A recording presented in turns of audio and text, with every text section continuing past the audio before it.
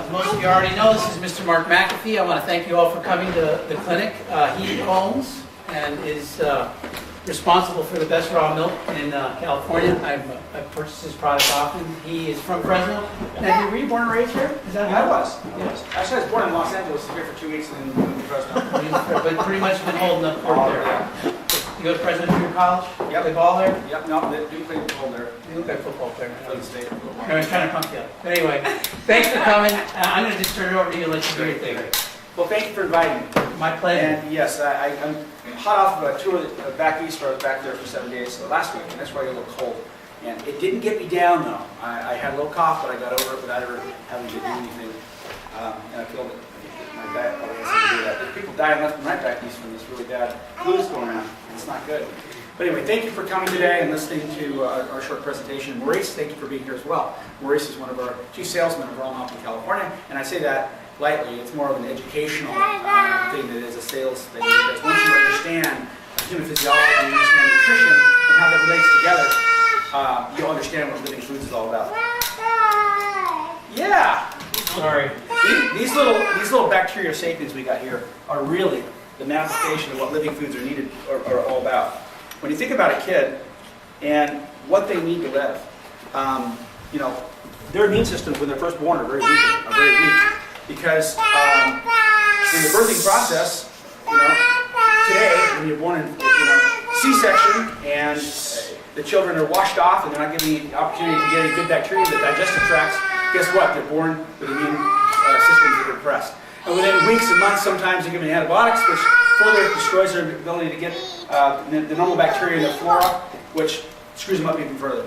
And as a result, we all know now we have all kinds of problems in our children with asthma and allergies and all kinds of food allergies and all kinds of stuff going on, which is really dangerous. What children need is all the good bacteria they can possibly stuff into themselves. And they need the food to feed those bacteria so they can have a normal functioning immune system.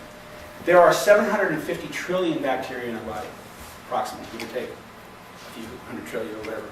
There's only 50 to 75 trillion mammalian cells that make up our body. So we're anywhere from between 10 and 20 times more bacterial than we are mammalian.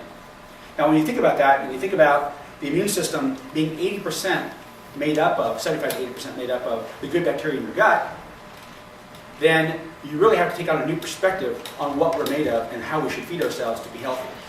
And in the last 150 years or so, modern medicine has completely disregarded that whole entire phenomenon, and as a result, we are now living a disaster in terms of immune depression in our country, and in all countries, all first world countries of the world, and a lot of second world countries, and many third world countries where they're not eating their principal indigenous foods. You got to remember that our government does not have any preventative, there's virtually no prevention systems in our country. Most everything is supporting pharmaceuticals and Western medicine, which is cure-based after you're sick. So we have to take it upon ourselves as personal responsibility to think about prevention, because prevention is based on nutrition and physical exercise. And those two things are talked about, but nothing's going on there. There's no funding for it, there's no encouragement of it, there's no educational anything. There was an initiative back in the 1990s that was called Healthcare 2000, and it was supposed to put all this money and effort into preventing disease. And what happened was, in 2000, it was considered to be a dismal failure because there could be no consensus on what it would take to prevent disease. Everybody had a consensus on what it would take after you got sick to fix you, because that was a pharmaceutical company making money. But nobody could agree on a food pyramid in terms of what you were supposed to eat in terms of preventing disease. So we got a real challenge on our hands. And the challenge comes back to us as individuals.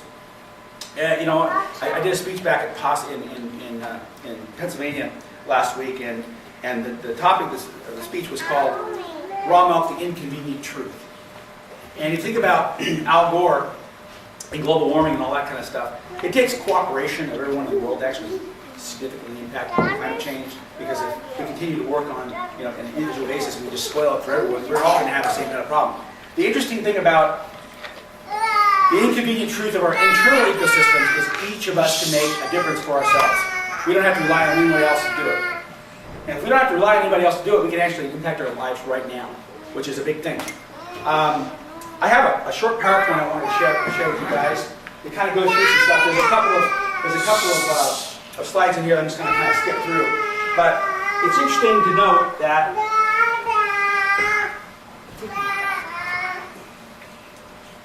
Again, we are bacterial sapiens here, and this is a group of our consumers that are rejoicing in drinking raw milk.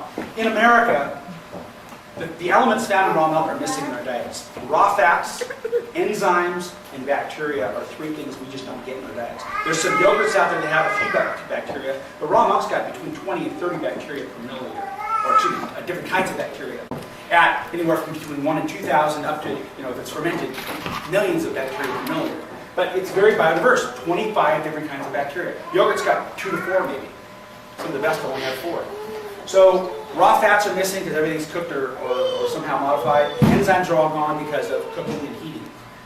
And that's really important to understand that we are missing some critical things that are important to be healthy. Again, 80% of our immune system strength is dependent on good biodiverse sources of bacteria in our intestines. We are organic beings. If we start thinking about ourselves more as an organic gardener with a compost pile in our gut, and then when we eat, we actually don't feed our bodies directly. We feed a compost pile that breaks things down, and then we assimilate and we absorb from that compost pile, we would be eating differently. Because you don't put hydrocarbons and preservatives and plastics and weird stuff into your gut would kill off the good bacteria that break things down in your compost pile. You don't want to put things in there that would break down rapidly.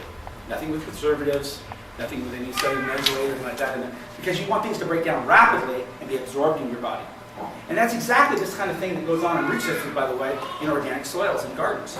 So if we became more organic gardeners and managers of compost piles, we'd be a lot healthier as human beings. Symbiotically, obviously, we have to work with bacteria or we are going to be a victim of bacteria. They're our best friends, and it's interesting to note that scientists tell us that the Earth is 4.5 billion years old. And about 3.5 billion years years ago, when the oceans formed, the first bacteria to inhabit Earth were the archaea bacteria. And the archaea bacteria were, they didn't like oxygen, and they were kind of down in the dark parts of the oceans and stuff. Those same bacteria inhabit our intestines today. So that's pretty spooky when you think about 3.5 billion years of evolution. The first bacteria on Mother Earth is still in our gut today. That's pretty creepy when you think about it. I mean, it's like, wow, don't mess with bacteria because we are of them, we came from them. So we have to cherish them and take care of them, or we're going to be in real deep trouble.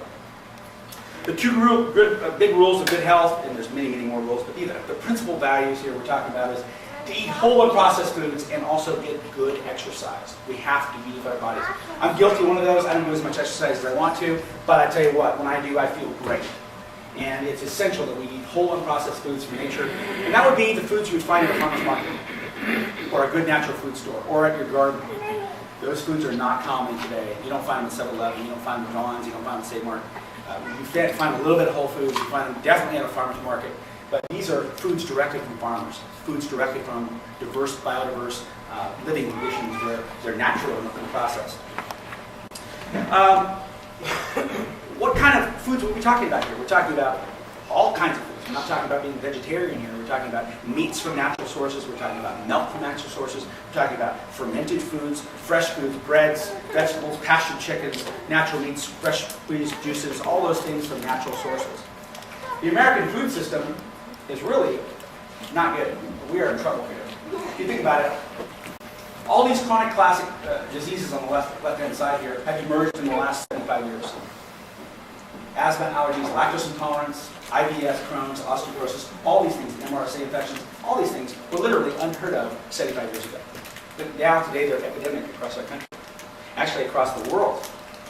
And they come from these sources generally: preserved foods, processed foods, and antibiotic use, and the creation of superbugs as a result of the fact we have weakened immune systems and superbugs being created by antibiotic use. 80% of the antibiotics used in this country are from where? They're being used in, 80% goes to the dairy industry and producing meat. So, 20%, yeah. What's that? So thank God we have drugs for all that. Well, what's really scary is the dairymen don't use the antibiotics to particularly cure the disease. They just give them in the feed so that everybody enhances growth. And what that's really doing is it's creating superbugs on a broad scale where resistant bacteria are created, and that enters our food chain at a fundamental level. And as a result, we're now having all kinds of problems with 247 people a day dying from MRSA infections in the United States.